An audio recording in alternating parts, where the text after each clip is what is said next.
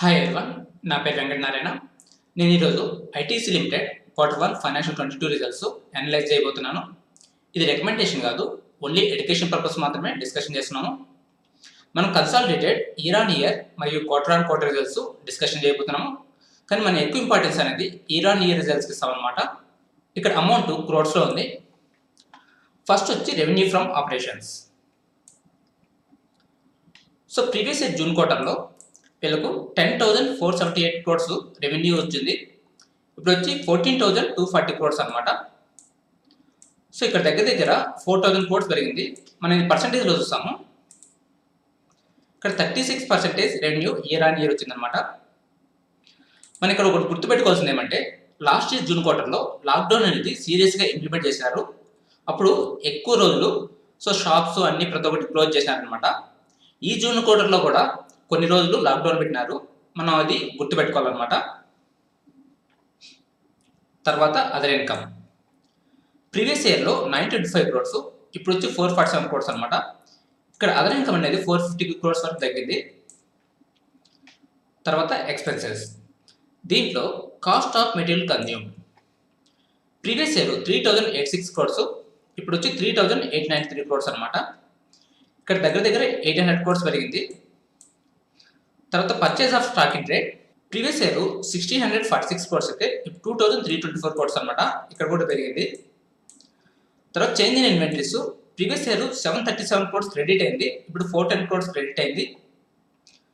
తర్వాత excise duty. Previous year 704 crores అయితే ఇప్పుడు 993 క్రోడ్స్ అనమాట. ఇక్కడ 290 క్రోడ్స్ పెరిగింది అనమాట. తర్వాత employee benefit expenses. Previous year 1,104 crores అయితే ఇప్పుడు 1,171 క్రోడ్స్ అనమాట. ఇక్కడ అంత ఎక్కువ పెరగలేదు. తర్వాత ఫైనాన్స్ కాస్ట్.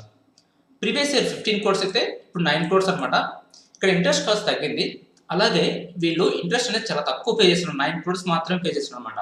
అంటే ఇది జీరో డెబ్ట్ కంపెనీ అనమాట. అది పాజిటివ్ సైన్. తర్వాత డిప్రిషియేషన్. ప్రీవియస్ ఇయర్ 418 క్రోడ్స్, ఇప్పుడు 414 క్రోడ్స్ అనమాట. ఇక్కడ పెద్దగా డిఫరెన్స్ లేదు కాబట్టి దీన్ని ఇంక్లూడ్ చేసుకున్నాము. తర్వాత other expenses. Previous year 1,728 crores, ఇప్పుడు 1,824 క్రోడ్స్ అనమాట. ఇక్కడ దగ్గర 100 క్రోడ్స్ పెరిగింది అనమాట. దీన్ని కూడా ఇగ్నోర్ చేసుకున్నాము. ఇప్పుడు profit before tax. Previous year 3,435 crores అయితే ఇప్పుడు 4,467 క్రోడ్స్ అనమాట. ఇక్కడ దగ్గర 1,000 క్రోడ్స్ పెరిగింది అనమాట. సో ఇది పర్సంటేజ్ చూసామంటే ఇక్కడ 30% అనమాట. అంటే రెవెన్యూ చూస్తే 36%, ప్రాఫిట్ బిఫోర్ ట్యాక్స్ చూస్తే 30% అనమాట. అంటే ఇక్కడ ఎక్స్పెన్సెస్ పెరిగింటాయి అనమాట. తర్వాత ట్యాక్స్ ఎక్స్పెన్స్. దీంట్లో current tax previous quarter 854 crores అయితే ఇప్పుడు 1,119 క్రోడ్స్ అనమాట. తర్వాత డిఫర్డ్ ట్యాక్స్ ఇక్కడ పెద్ద డిఫరెన్స్ లేదు, దాన్ని ఇగ్నోర్ చేద్దాము. Total profit for the period. Previous year 2,567 crores అయితే ఇప్పుడు 3,343 క్రోడ్స్ అనమాట. ఇక్కడ దగ్గర 800 క్రోడ్స్ పెరిగింది. సో ఇప్పుడు పర్సంటేజ్ చూస్తాము. ఇక్కడ 30% పెరిగింది అనమాట. సో ఇక్కడ ఇయర్ ఆన్ రిజల్ట్స్ వీళ్ళకి బాగుతున్నాయి. కానీ మనం గుర్తుపెట్టుకోవాల్సింది అంటే, లాస్ట్ ఇయర్ జూన్ క్వార్టర్లో లాక్డౌన్ అనేది సీరియస్గా ఇంప్లిమెంట్ చేశారు. ఈ సంవత్సరం జూన్ క్వార్టర్లో కూడా కొన్ని రోజులు లాక్డౌన్ పెట్టారనమాట. మనం ఆ డిఫరెన్స్ గుర్తుపెట్టుకోవాలన్నమాట. తర్వాత ఇక్కడ basic earning per share. Previous year 2 rupees 4 paise, ఇప్పుడు 2 రూపీస్ 66 పైస్ అనమాట. సో ఇక్కడ దగ్గర 60 పైస్ పెరిగిందనమాట. ఇది పాజిటివ్ సైన్. ఇప్పుడు క్వార్టర్ రిజల్ట్స్ వస్తాము. ఇక్కడ రెవెన్యూ ఫ్రమ్ ఆపరేషన్స్ లాస్ట్ మార్చ్లో 15,404 క్రోర్స్ అయితే ఇప్పుడు 14,240 క్రోర్స్ అనమాట. సో ఇక్కడ తగ్గిందనమాట. సో ఎందుకు తగ్గిందంటే, ఈ జూన్ క్వార్టర్లో కొన్ని రోజులు లాక్డౌన్ పెట్టినారు, దీనివల్ల ఇక్కడ క్వార్టర్ ఇక్కడ తగ్గిందనమాట. ఇది పర్సంటేజ్లో చూస్తాము. ఇక్కడ 8% క్వార్టర్ తగ్గిందనమాట. తర్వాత ప్రాఫిట్ బిఫోర్ ట్యాక్స్ చూసినామంటే ప్రీవియస్ ఇయర్ 5,039 క్రోర్స్, ఇప్పుడు 4,467 క్రోర్స్ అనమాట. ఇక్కడ కూడా తగ్గింది. సో ఇది పర్సంటేజ్లో చూస్తాము. ఇక్కడ 11% క్వార్టర్ తగ్గింది. తర్వాత profit for the period. Previous quarter 3,816 crores, ఇప్పుడు 3,343 క్రోర్స్ అనమాట. ఇక్కడ కూడా 500 క్రోర్స్ తగ్గింది. సో ఇది పర్సంటేజ్ చూస్తాము. 12% తగ్గిందన్నమాట. సో మనకి ఇక్కడ year on year results, quarter on quarter results బట్టి ఏమర్థమైందంటే ఇయర్ ఆన్ ఇయర్ రిజల్ట్స్ అనేది బాగా వచ్చినాయి.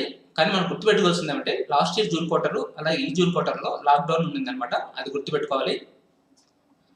తర్వాత క్వార్టర్ ఆన్ క్వార్టర్ చూస్తే ఇక్కడ రిజల్ట్స్ తగ్గినాయి అనమాట. ఇది నెగిటివ్ అనమాట. ఇప్పుడు సెగ్మెంట్ రిజల్ట్స్ చూస్తాము. ఇక్కడ సెగ్మెంట్ రెవెన్యూ ఉంది, అలాగే సెగ్మెంట్ రిజల్ట్స్ ఉందన్నమాట. ఓకే, సెగ్మెంట్ రెవెన్యూలో ఇక్కడ ఎఫ్ఎంసీజీ సిగరెట్స్ అనమాట. సో ప్రీవియస్ ఇయర్ 4,330 crores అయితే ఇప్పుడు 5,802 crores అనమాట. ఇక్కడ దగ్గర 1,500 crores పెరిగింది. సో తర్వాత అదర్స్ చూస్తే సో ఇక్కడ ప్రీవియస్ 3,378 crores ఇప్పుడు వచ్చి 3,731 crores అనమాట. సో ఇక్కడ దగ్గర 400 crores పెరిగింది అనమాట.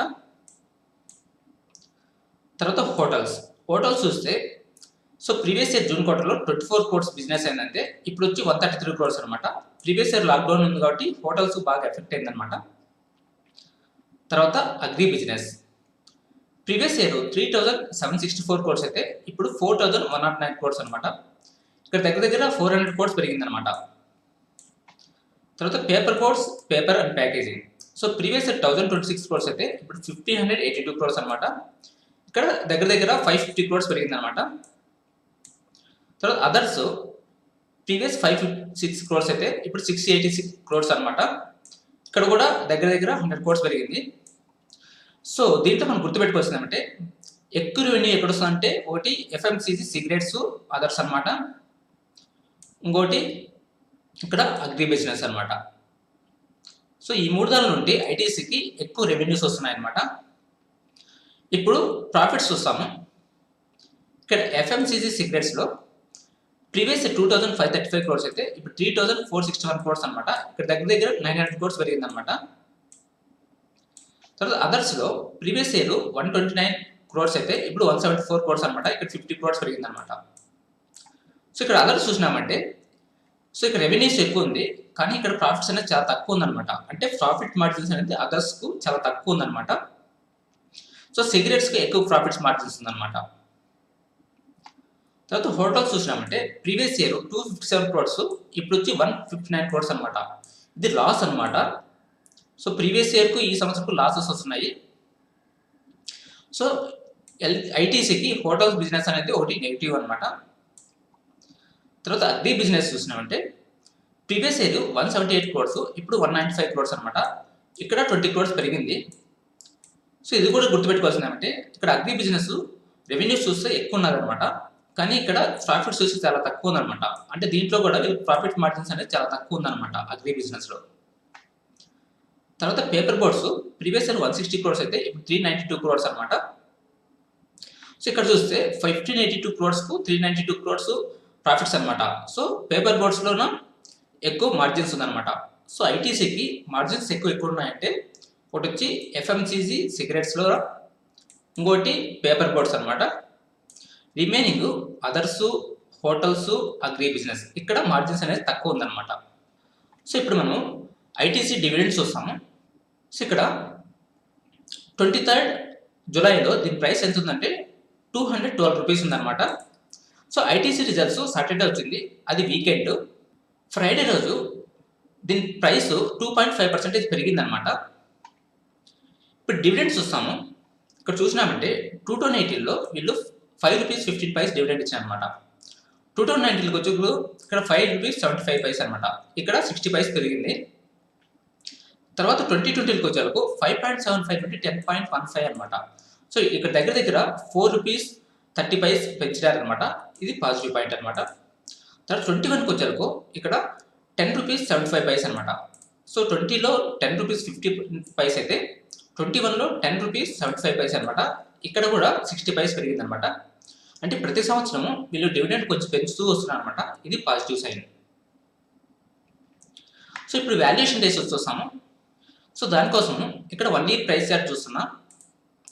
సో 1 yearకి ముందు ఐటీసీ ప్రైస్ ఎంత ఉందంటే 200 rupees ఉందన్నమాట. సో ఇప్పుడు కరెంట్ ప్రైస్ ఎంతంటే 212 rupees అనమాట.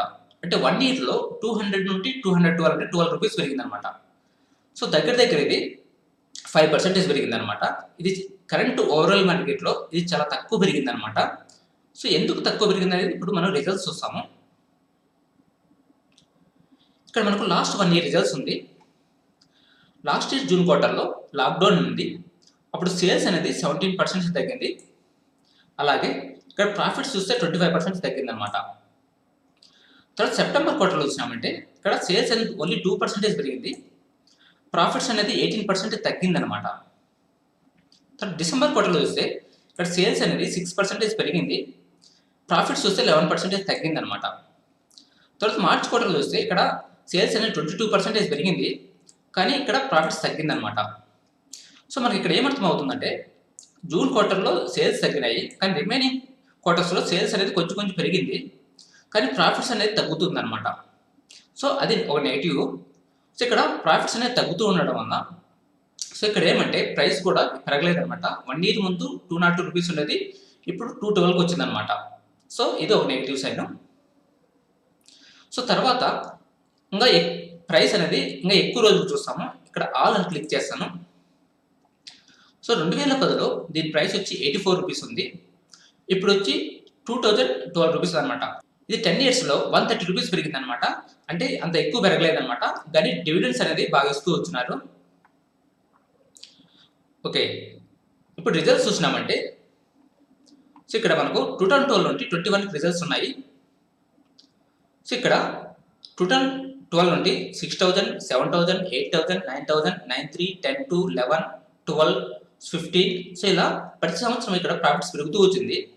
కానీ 2021 వచ్చేలకు ఇక్కడ తగ్గిందనమాట. ఇక్కడ 15,000 crores నుండి 13,000 crores తగ్గిందనమాట. అంటే ఇంతకుముందు అంత బాగా పెరుగుతూ వచ్చింది, కానీ 21లో మాత్రము ఇక్కడ రిజల్ట్స్ సరిగ్గా రాలేదన్నమాట. కానీ దీని ప్రైస్ అనేది ఎప్పుడు నుండి తగ్గిస్తుంది? 2019లో 294 రూపీస్ ఉందన్నమాట. 2019 ఇయర్స్ నుండి ఇప్పటి వరకు ప్రైస్ తగ్గుతూనే వస్తుందన్నమాట. రిజల్ట్స్ బాగానే వచ్చాయి, ఓన్లీ 21లో సరిగ్గా రాలేదన్నమాట. కానీ దీని ప్రైస్ అనేది తగ్గుతూ వస్తుందన్నమాట. సో ఎందుకు తగ్గుతూ వస్తుందనేది మనం ఇంకా డీప్గా అనలైజ్ చేసుకోవాలన్నమాట. అది చాలా ఇంపార్టెంట్ ఏ స్టాక్లో అయినా లాంగ్ టర్మ్ ఇన్వెస్ట్ చేయాలంటే. సో ఇప్పుడు కొన్ని వాల్యుయేషన్ రేషియోస్ చూస్తాము. So ITC current market cap అంటే 2,61,440 crores ఉంది. సో కరెంట్ ఆర్ఓసి వచ్చి 28.6% ఉందన్నమాట. అంటే ఇది చాలా బాగుంది.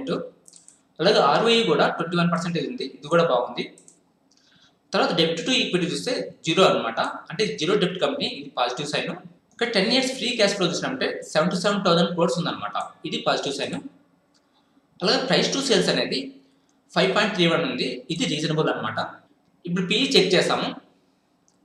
సో రిజల్ట్స్ రాకముందు దీని పిఈ వచ్చి 20 ఉంది అనమాట. రిజల్ట్స్ వచ్చిన తర్వాత దీని పిఈ 99 అనమాట. అంటే రిజల్ట్స్ ఒక రకంగా బాగానే వచ్చాయి. సో దానివల్ల ఇక్కడ 1.2 పిఈ తగ్గింది అనమాట. ఇప్పుడు ఈ కరెంట్ పిఈని 3 years median PE, 5 years median పిఈతో కంపేర్ చేస్తాము. 3 ఇయర్స్ మీడియన్ పిఈ చూస్తే 21 ఉంది, 5 ఇయర్స్ చూస్తే 29 ఉంది అనమాట. సో 29 ఇయర్ పిఈతో కంపేర్ చేసినప్పుడు కరెంట్ పిఈ అండర్ వాల్యూడ్ అనమాట. అలాగే 3 ఇయర్స్ చూసినప్పుడు 19, 21 రెండు దగ్గర ఉన్నాయి, అంటే రీజనబుల్ వాల్యుయేషన్ అనమాట. సో ఐటీసీ అనేది రీజనబుల్ వాల్యుయేషన్ ఉంది, కానీ ఐటీసీకి హోటల్ బిజినెస్లో లాసెస్ వస్తున్నాయి. అలాగే అగ్రి బిజినెస్లో, అదర్ బిజినెస్లో వీళ్ళకు ప్రాఫిట్ మార్జిన్స్ అనేది తక్కువ ఉందన్నమాట. అది ఒక నెగిటివ్స్ అవన్నీ. సో ఓవరాల్గా వీళ్ళకి ప్రాఫిట్స్ బాగానే వచ్చాయి 2020 వరకు. 21లో మాత్రం సరిగ్గా రాలేదు, కానీ దీని ప్రైస్ మాత్రం పెరగట్లేదు అనమాట.